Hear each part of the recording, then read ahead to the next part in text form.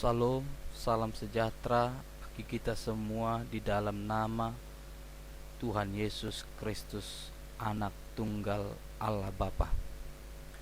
Pada saat kesempatan ini saya akan coba bahas atau mencoba menyampaikan perihal yaitu asal muasal Yesus Kristus berdasarkan kitab suci Alkitab. Saudaraku yang dikasihi oleh Tuhan, Yesus Kristus itu menjadi pribadi yang menjadi bahasan dari zaman ke zaman dalam mencari kebenaran tentang Yesus Kristus.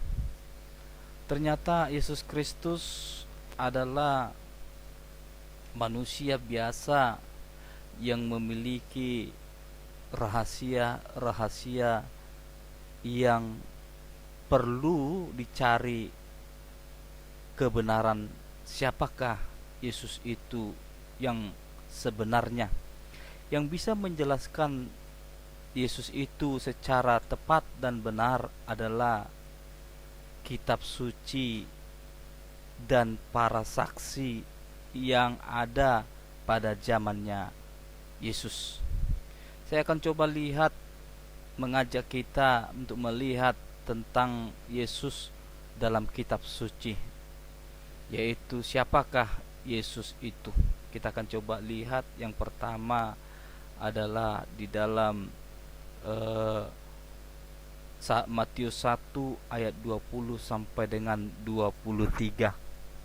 Di sana dikatakan dalam firman Tuhan atau kitab suci dikatakan di sana, tetapi ketika ia mempertimbangkan maksud itu, dalam ayat ini maksudnya adalah Yusuf, malaikat Tuhan nampak kepadanya dalam mimpi dan berkata, Yusuf anak Daud, janganlah engkau takut mengambil Maria sebagai istrimu, sebab anak yang di dalam kandungannya adalah dari Roh Kudus.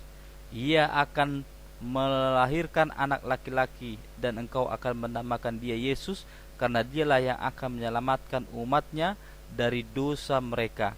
Hal itu terjadi supaya genaplah yang difirmankan Tuhan oleh Nabi, sesungguhnya anak darah itu akan mengandung dan melahirkan seorang anak laki-laki, dan mereka akan menamakan dia Immanuel, yang berarti Allah beserta kita.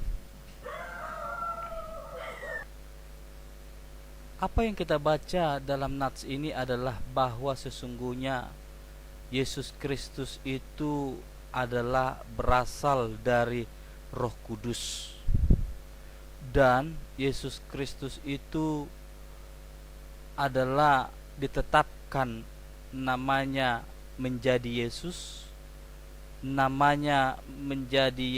dan dia ditetapkan untuk menyelamatkan umatnya atau manusia dari dosa-dosa manusia itu. Dan nama Yesus itu juga harus disematkan dengan nama Immanuel, yang artinya Allah menyertai kita. Poin yang pertama yang dapat saya mau sampaikan adalah ternyata Yesus itu dari Roh Kudus. Poin yang kedua, kita masuk akan melihat siapakah Yesus itu. Yang kedua adalah Yohanes 1 ayat 1 sampai dengan 2 dan 14. Pada mulanya adalah firman, firman itu bersama-sama dengan Allah, dan firman itu adalah Allah. Ia pada mulanya bersama-sama dengan Allah.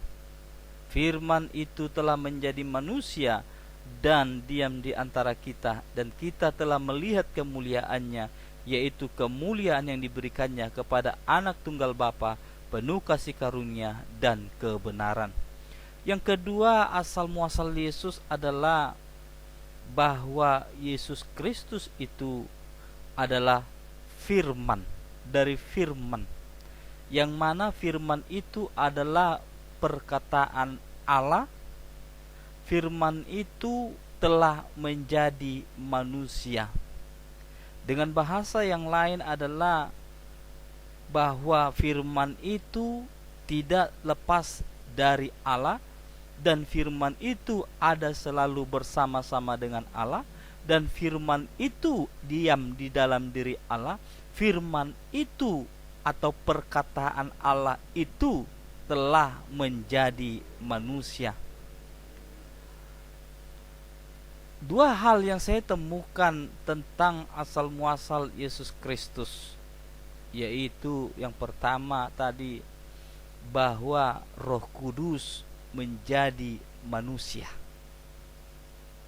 Sekali lagi, Roh Kudus atau Roh Allah atau Roh Tuhan menjadi manusia.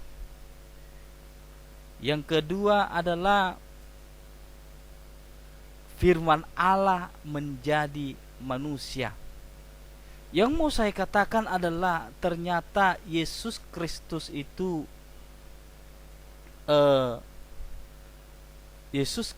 itu adalah firman Allah, Roh Kudus yang menjadi manusia, yang berasal dari Allah. Berasal dari Allah maksudnya di sini adalah keluar dari dalam diri Allah dan datang dari dalam diri Allah, di mana firman dan Roh Kudus itu adalah sehakikat satu adanya dalam diri Allah. Jadi yang menjadi manusia adalah firman yang keluar dari dalam diri Allah dan roh yang keluar dari dalam diri Allah. Itulah yang menjadi manusia. Jadi yang diutus ke dalam dunia adalah dalam diri Allah. Allah itu sendiri yang di dalamnya adalah firman dan roh. Firman dan roh itulah yang keluar menjadi manusia. Dan firman itu selalu bersama-sama dengan Allah. Roh itu bersama-sama dengan Allah, dan roh Allah, firman Allah adalah Allah itu sendiri menjadi manusia. Ingat, Allah Bapa di sorga ada selalu di dalam kerajaannya. Dia tidak turun, tetapi yang di dalam dirinya, yaitu firman-Nya, rohnya, keluar dari dalam dirinya menjadi manusia, dan itulah yang diutus oleh Bapa di sorga untuk menyelamatkan manusia dari dosa bagi Allah Bapa sendiri.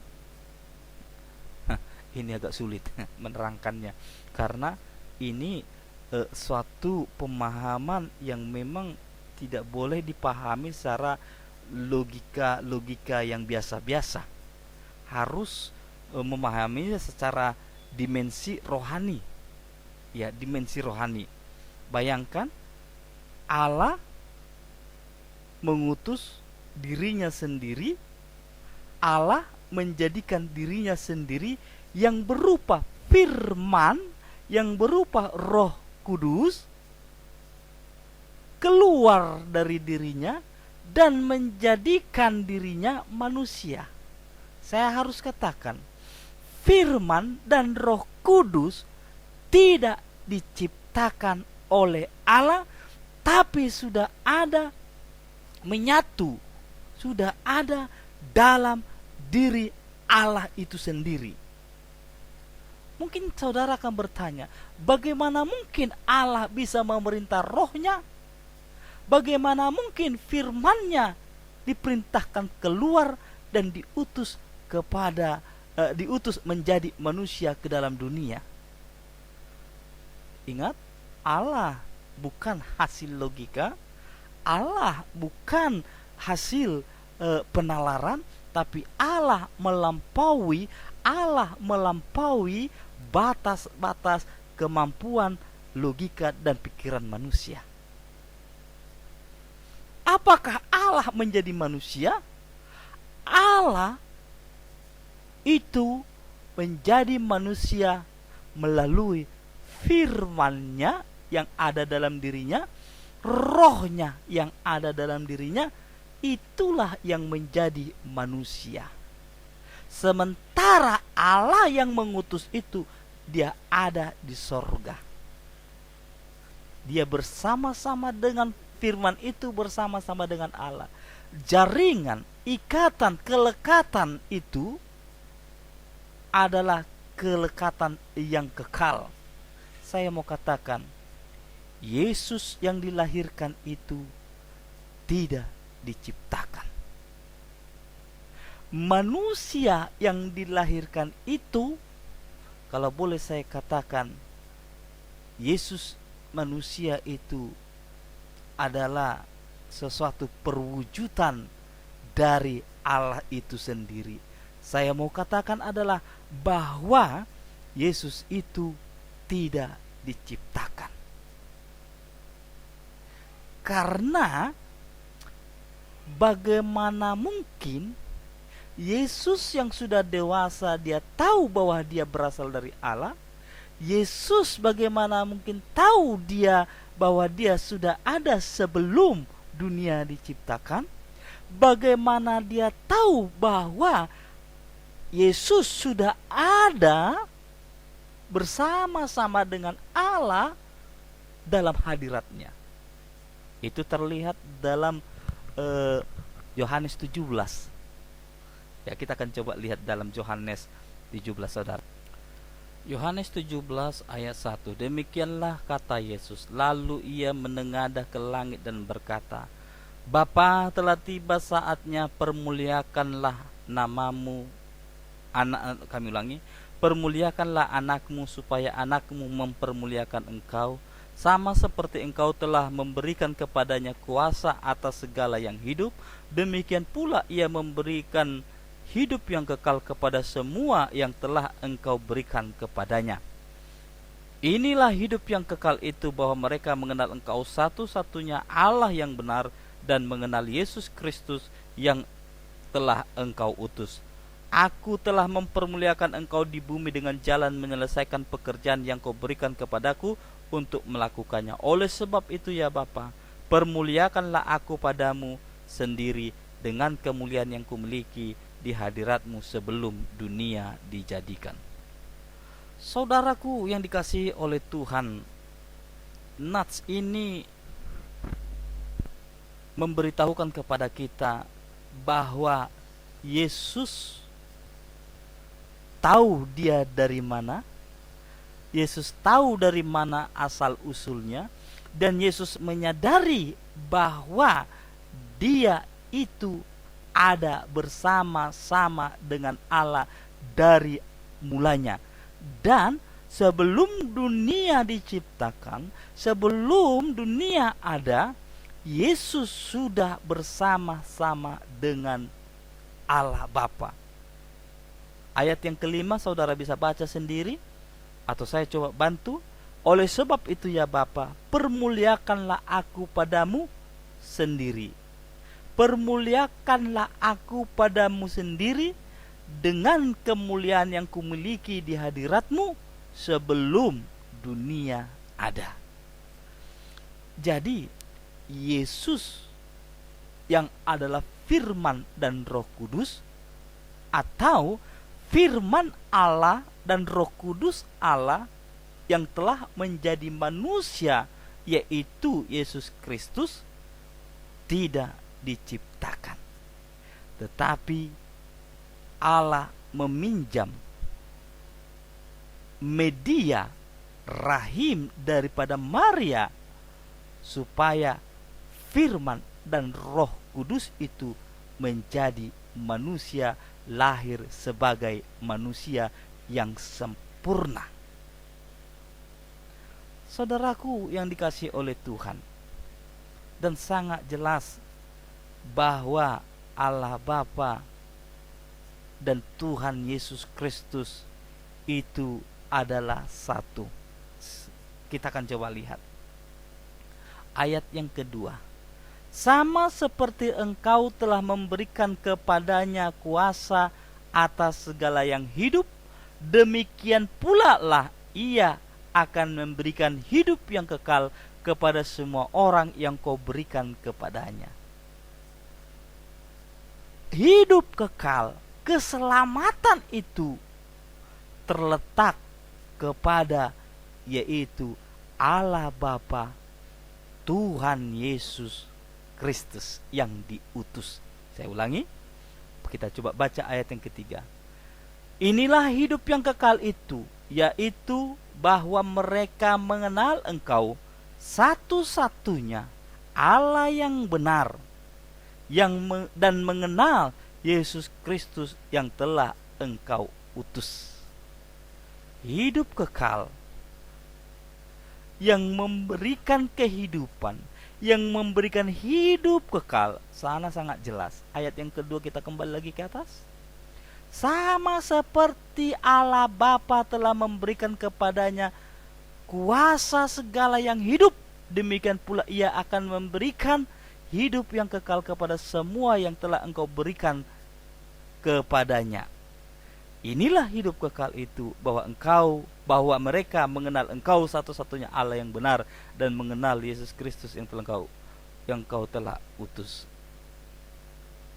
Jadi hidup kekal itu hanya diberikan oleh, atau yang memberikan hidup kekal itu adalah Allah Bapa di sorga, yang telah diserahkannya kepada Yesus Kristus Tuhan, anaknya yang tunggal.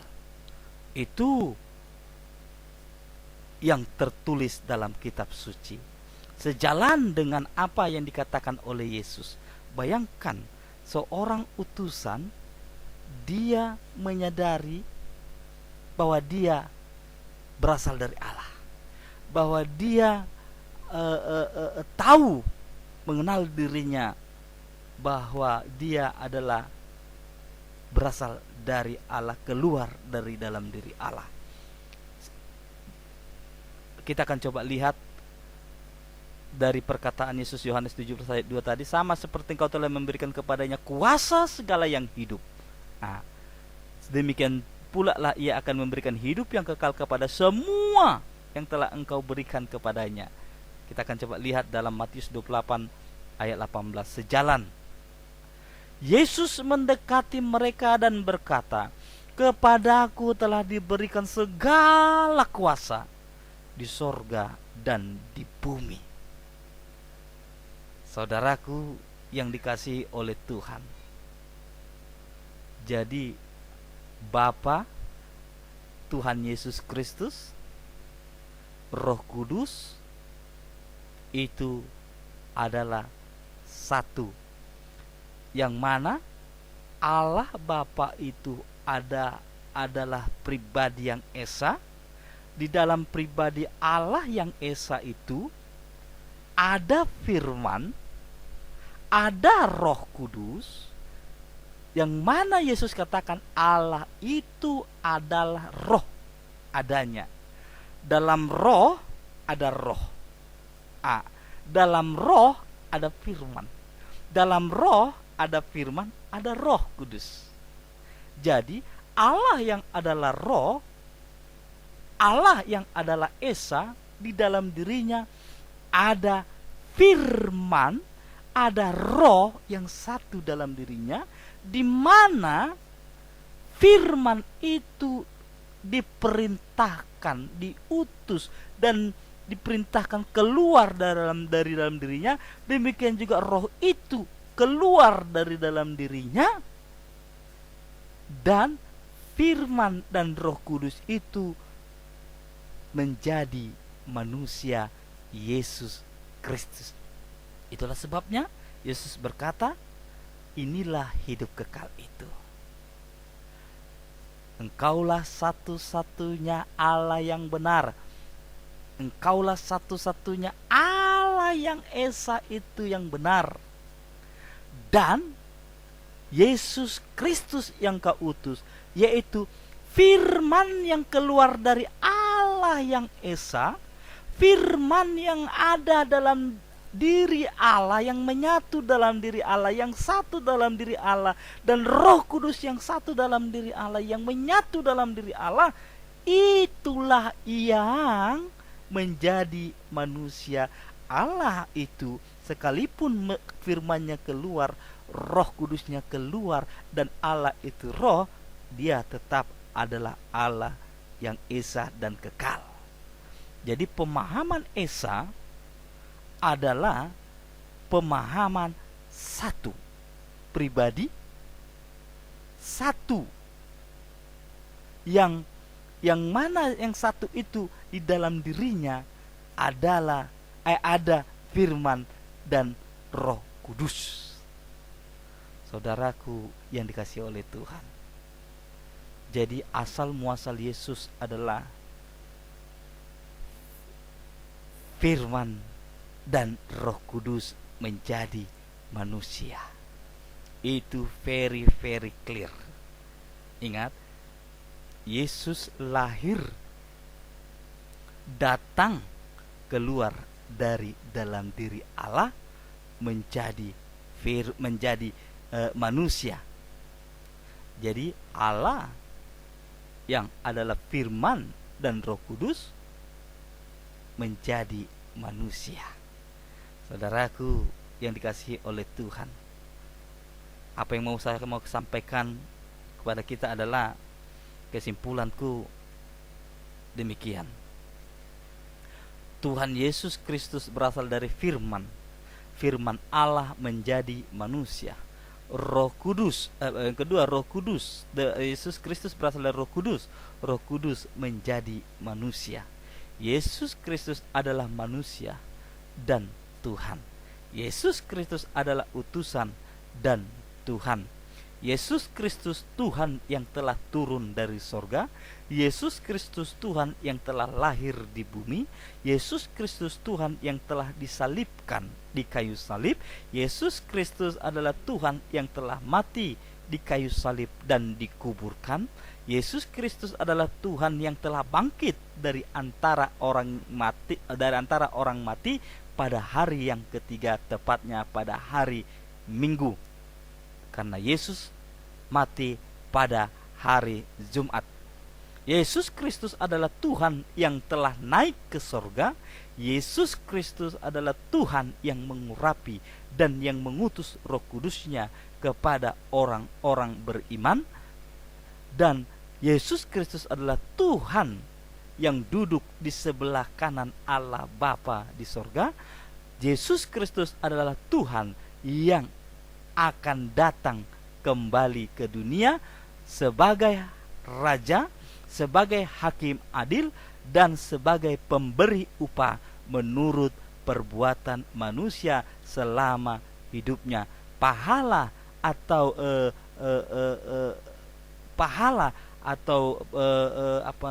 hidup kekal kepada mereka yang melakukan kehendak Bapa, dan memberikan hukuman kepada mereka yang perbuatannya adalah melakukan kejahatan di hadapan Allah Bapa.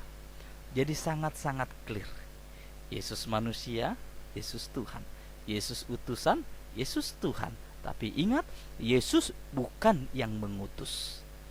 Dia adalah utusan Bapa. Bapa dan firman dan Roh Kudus itu satu dalam diri Allah. Saya ulangi supaya kita bisa memahami.